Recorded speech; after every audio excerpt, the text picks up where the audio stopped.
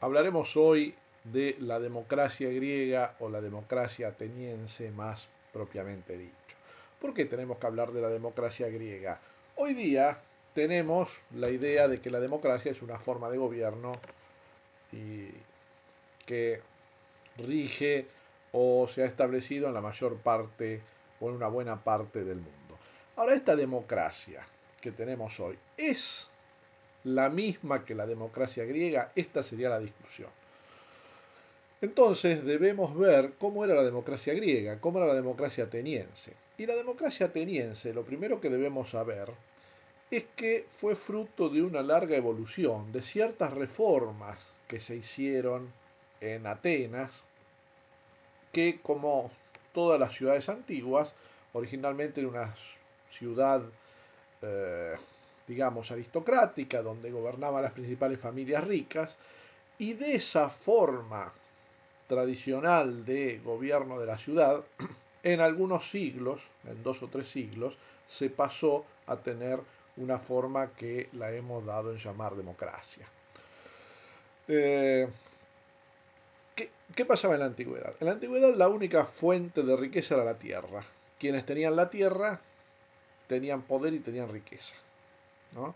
Entonces, en las ciudades antiguas, las principales familias, que eran las poseedoras de la tierra, y la tierra generaba riqueza porque de ahí se salía la comida, salía el pan, las principales familias siempre estaban en guerra para controlar la ciudad. Entonces había una serie de disputas privadas, de guerras privadas entre las familias, entre las principales familias, a ver quién controlaba la ciudad. Todas las ciudades antiguas funcionaban más o menos igual, pero en Atenas apareció un líder político, jefe de una de estas familias, que se llamó Dracón. Dracón eh, inició una especie de revolución en Atenas, tomó el poder y sometió a todas aquellas familias que le cuestionaban su autoridad. ¿Por qué es importante esto? Esto es importante porque Dracón se dio cuenta de algo, se dio cuenta que si no había una autoridad fuerte que estableciera las condiciones de justicia o solucionara los pleitos y los conflictos entre las principales familias, no iba a poder haber paz nunca en la ciudad. La obsesión de Dracón era la paz. ¿Y cómo logró?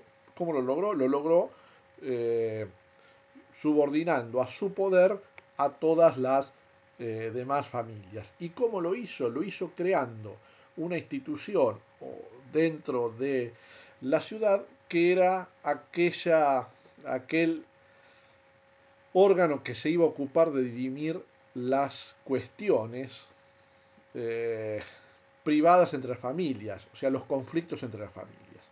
Entonces, es la primera vez que el Estado el Estado, estamos llamando a la ciudad de Atenas, ¿no? La ciudad ateniense eh, acumula un enorme poder, sojuzga a todas las demás familias y además establece en qué condiciones se va a establecer la justicia para solucionar los conflictos entre las principales familias. Esto fue importantísimo porque por primera vez dotó a la ciudad de un órgano judicial, del poder judicial, si se quiere. Y así se logró pacificar la ciudad, que fue el primer paso para lograr la democratización de Atenas. Pasaron los años y apareció otro gran líder ateniense, bastante conocido, se llamó Solón. ¿Qué hizo Solón?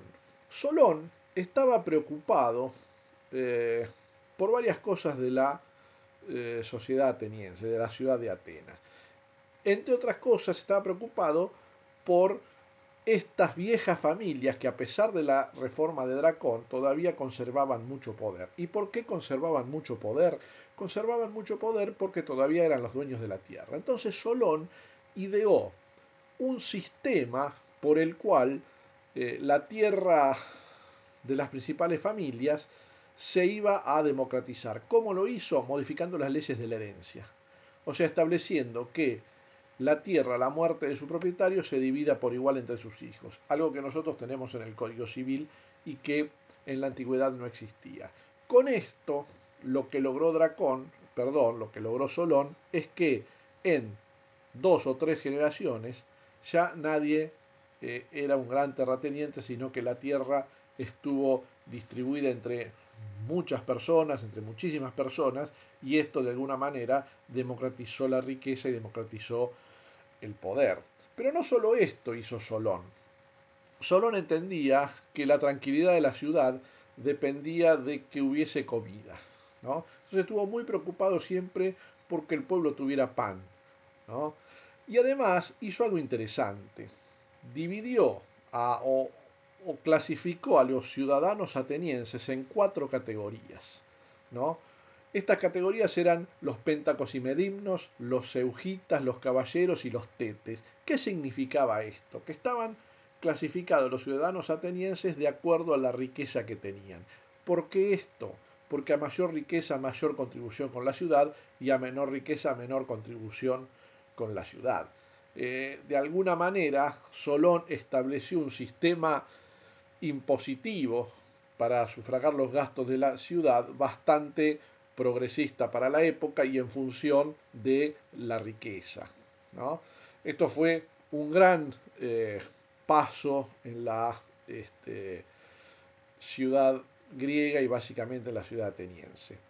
Por otro lado, también eliminó la prisión por deudas. Antiguamente había un sistema de que si alguien era eh, deudor de alguien, no podía pagar, no solo iba preso, sino se podía convertir en esclavo del otro. Bueno, esto Solón también lo eliminó. Entonces, a partir de Solón ya Atenas ha hecho una reforma económica, ha democratizado de alguna manera la riqueza. Años más tarde viene uno de los más famosos reformadores atenienses o políticos atenienses, que fue Clístenes. ¿Qué hizo Clístenes? ¿No? Clístenes hizo algo interesante, ¿no? Clístenes entendió que a pesar de las reformas de Dracón y de las reformas de Solón, todavía había familias importantes, antiguas, que tenían gran poder. Entonces, como primera medida, eliminó los apellidos. Vieron que nadie conoce los apellidos de los griegos, porque los eliminó Platón. Clístenes. Ponía el caso de Platón, que no tenía apellido, ningún ateniense tenía apellido, ¿no? Eh, ¿Por qué esto? Porque el apellido liga a una persona con una familia, y esto hace que la pertenencia de la persona sea una familia y no a un lugar. Y como estaba obsesionado Clístenes de eliminar el poder de las familias, eliminó los apellidos. ¿Y cómo lo reemplazó? Lo reemplazó con el lugar. Y acá viene la reforma interesante que hizo Platón. Perdón, estoy con Platón, en realidad es Clístenes. Clístenes, como todos los griegos de la época, era un obsesionado de la matemática, estaba un obsesionado con los números y con la matemática, y a partir de Pitágoras con la trigonometría. Y había ciertos números que se le creían algunas propiedades, y que los griegos eran devotos de esos números. Había sido el número 3 al principio, pero en la época de Pericles el número 10, ¿no? La base de lo que nosotros conocemos como el sistema decimal. Entonces, Clístenes se ocupó de establecer un sistema por el cual la ciudad se iba a dividir en pequeñas fracciones de territorio. ¿Y cómo lo hizo? Aplicando el número 10. Dividió Atenas en 10 zonas grandes llamadas tribus, y cada una de esas tribus las dividió en 10 pequeñas partes de la ciudad, que como venía del número 10 las llamó demos, y como ustedes imaginarán, el demos es la unidad de la ciudad ateniense pequeña, y de ahí viene la palabra democracia.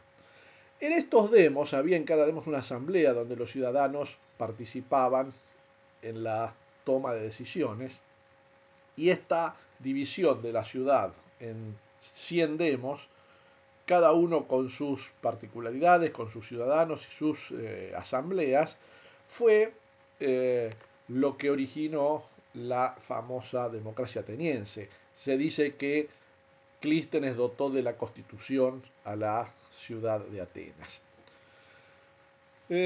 Luego de Clístenes llegó al poder su sobrino, Pericles, muy famoso. Probablemente a Pericles le tocó la máxima eh, el máximo apogeo de la ciudad de Atenas.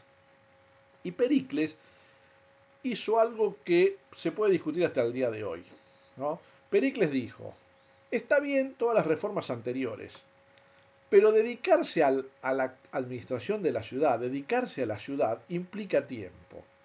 Implica tiempo que uno le resta a sus actividades, con lo cual en la práctica solamente van a poder dedicarse los ricos a las cuestiones de la ciudad, porque los que no son ricos tienen que trabajar para vivir. Entonces, ¿qué inventó? Inventó lo que él llamó la indemnización, o sea, el sueldo de los políticos. Pericles estableció que aquel que se dedique a la ciudad debe compensarlo con un sueldo. Para algunos la medida revolucionaria más democratizadora, para otros el principio de todas las corrupciones posibles de la política contemporánea. Pero esto lo creó Pericles en el siglo V antes de Cristo. Entonces, recapitulando, tenemos Dracón que hizo una reforma judicial, Solón que hizo una reforma socioeconómica, Clístenes que hizo una reforma política y Pericles que agregó el costo de la política o el sueldo de los políticos. Recién con todas estas reformas se dio la democracia ateniense. Una democracia muy particular, porque solamente participaban los ciudadanos, que eran pocos, eran solamente aquellos que eran hijos de atenienses y además habían nacido en Atenas. Era una democracia de asamblea donde en la reunión, en el agora, en la eclesia, eclesia es asamblea, no en griego, se reunían los ciudadanos y tomaban las decisiones, y esas decisiones, lo curioso es que se tomaban en general por unanimidad. Los griegos no creían o veían de gran problema que haya dos posturas, que haya divisiones en la ciudad. Con lo cual, solamente aquellas decisiones que tenían un amplio consenso por aclamación eran tomadas, ¿no? Ahora, uno puede decir, ¿y así podía funcionar la democracia ateniense? Sí, funcionaba y funcionó. Y funcionó porque básicamente los griegos tenían dos derechos casi sagrados, la isonomía y la isegoría. ¿Qué era la isonomía? El todos estar bajo las mismas normas. Y la isegoría es el igual derecho a hablar en la asamblea, ¿no? Y además funcionó porque los griegos eran bastante homogéneos, su forma de ser, su forma de pensar, sus intereses, su pertenencia a la ciudad. No había grandes discusiones como sí lo puede haber en la democracia moderna. Entonces, así es que funcionaba la democracia griega. Los cargos públicos se elegían por sorteo porque no conocían tampoco las elecciones mayoría y minoría, las veían mal. Entonces todos aquellos que estaban dispuestos a ejercer un cargo público se ofrecían y entre todos los ofrecidos se sorteaba y así se llegaba a ocupar los cargos públicos.